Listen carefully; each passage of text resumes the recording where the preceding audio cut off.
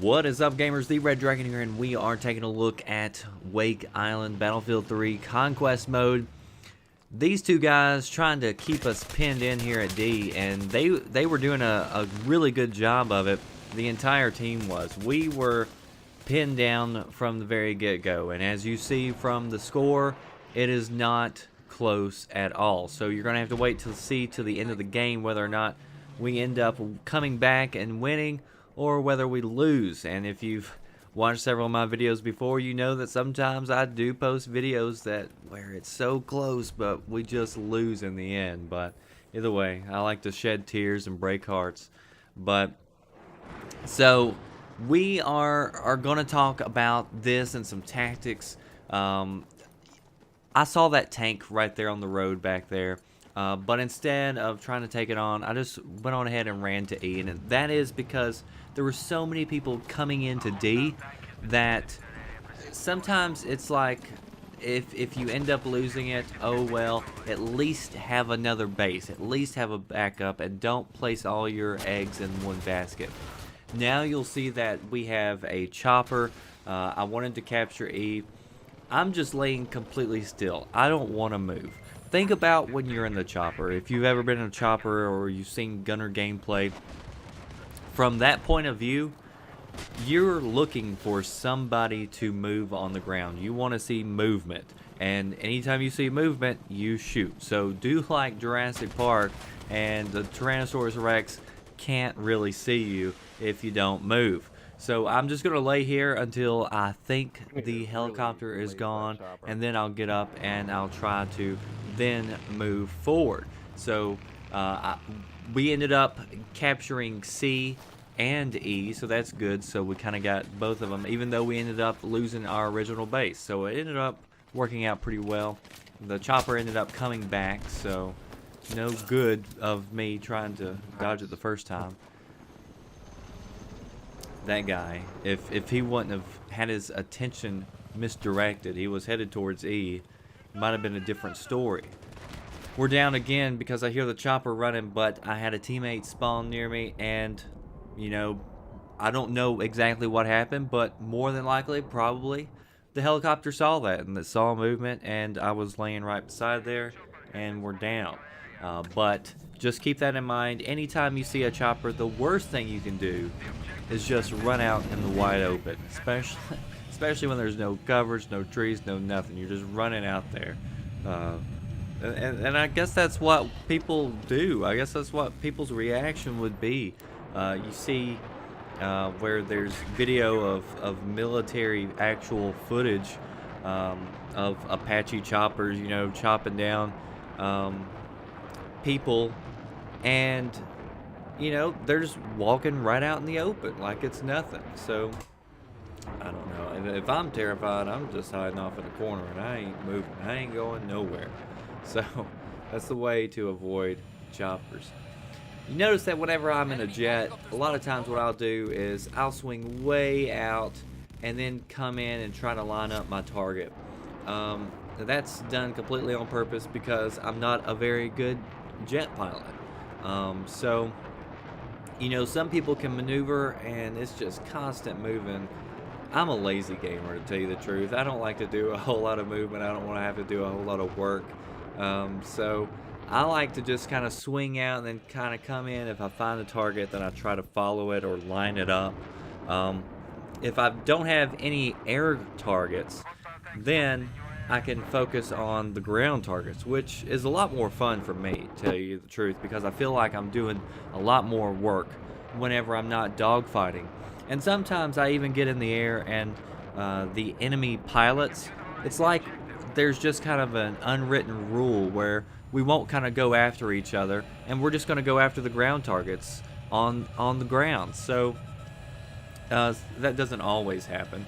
But you really got to be careful when you're using this ground missile, because right by the flag. it lights up on any type of armor. So you have to really be sure that it's a piece of armor that's filled and occupied with an enemy occupant before you end up firing on it and wasting a missile, because it does take a long time to refill. Right here, I got a jet coming in behind me. He lit me up, you know.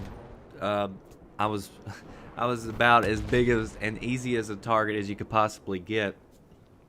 And if I would have got over land, if I would have got over the base, I probably would have bailed out and saved my life. Otherwise, if I was going to have to swim to shore and swim to the base, I would just rather suicide or just, take it like a man, give him the kill, and just die in the flames, as opposed to, having to take forever before you get back into the game. I'd just rather just get back into the action, so. But in that instance, actually looking back on it, everything looks 2020 in hindsight. A was the closest base, so it actually would have done my team a lot better if I would have bailed out and swam and just take it a little bit longer and came in and flanked in from the back end. So that actually would have helped out, but oh well. Do as I say, not as I did type deal. But notice that we're finally starting to pick things up. We're starting kind of to put things together. We are capturing the very last base as we end up losing another one. We're losing B right now, but we're capturing A. So for a short period of time, we've actually got all the bases, which does a whole lot of good for your team in Conquest. I can tell you that much, especially when you have this many flags. Now, I know at one point, whenever Conquest first got re-released on Bad Company, capturing flags really didn't mean that much. It was more about the kills. But now you're going to notice, if you really pay attention to that counter down there, how much of a difference it makes whenever you've got the majority of the flags, because their tickets will start dropping. And when they start dropping fast. And plus, when you've got the majority of the flags, of course, as well, you're also pushing them into one particular area, so it's a lot easier to surround that one area and lock it down and do a lot of damage than it is to otherwise. I captured this chopper right here, and this was wrong. This is again a do as I say, not as I did. It's stupid to fly around with one person, but on that particular helipad, you are a sitting duck if you just jump in it and don't move. Or somebody's going to come around and they're going to set up shop and they're going to blow it up as soon as you get ready to lift off, or something else. So you have to kind of move fast whenever you notice that there's a lot of enemies around. So I was hoping one of my teammates would die and spawn in with me, but it didn't work out like that. And ended up being that I was a pretty big waste in the sky. Although I ended up getting this Jeep right here. There was only one person in it, sadly. I like it that whenever you shoot those Jeeps and there's usually like 3 people in them and they're full, and that comes in really nice. Those explosives, anytime somebody spots explosives, I try to go ahead and take them out if I can from the air, because you never know when it might save your life one day, or not one day, but in one spawn or something, or right here. I thought I was capturing or hitting the anti-air, and I missed, and I was hitting the tank instead. And at this point, I realized my life is over, and I'm not going to survive this. So I tried to put in some damage right at the end, and you saw that I was hitting him. And he's still got 100% health. Not sure how that works. Let's check out the score. It's getting a little bit closer, 20 to 82. We've ended up losing again. With this particular map, the flag that matters most is definitely C, and Max, we're gonna have to ground your flight this evening. C is definitely the best place because it's in the middle of all the others.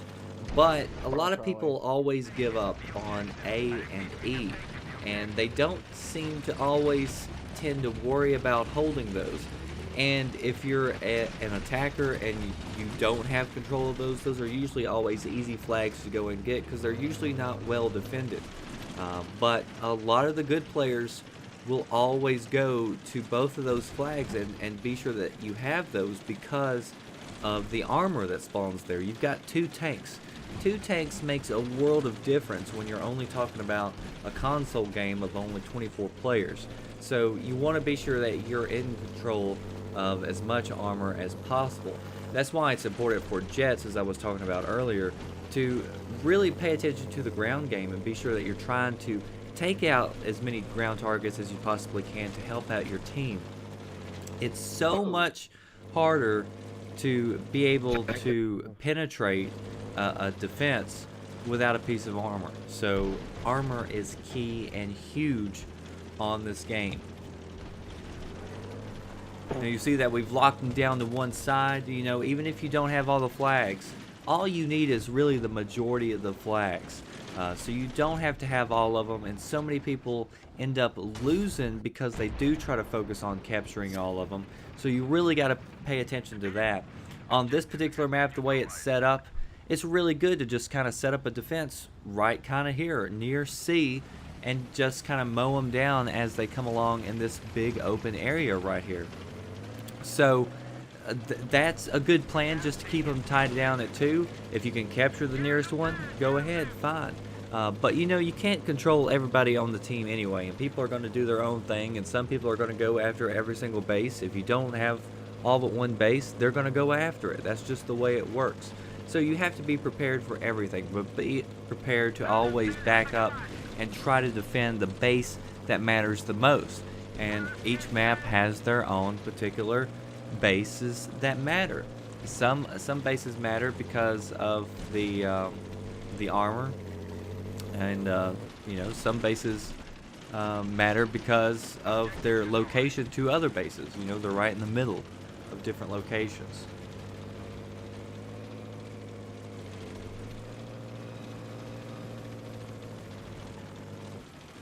So rolling to A, I noticed that we are finally starting to kind of get close. And I'm noticing that we are again about to take on all the bases, and that the score is much closer than normal. Sadly, I didn't record my voice while I was talking to my team. I recorded the team's voice, but they were being really quiet.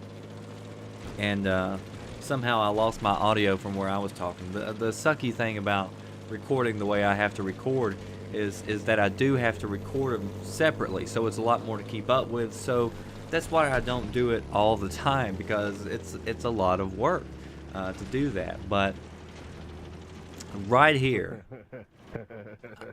you can hear them laughing because I'm sitting there screaming. This is quite possibly one of the best comebacks I've seen in a long time, especially ones that I've been a part of. So we did end up coming back, pulling this one out of our rear, and won. So don't give up. You can always come back.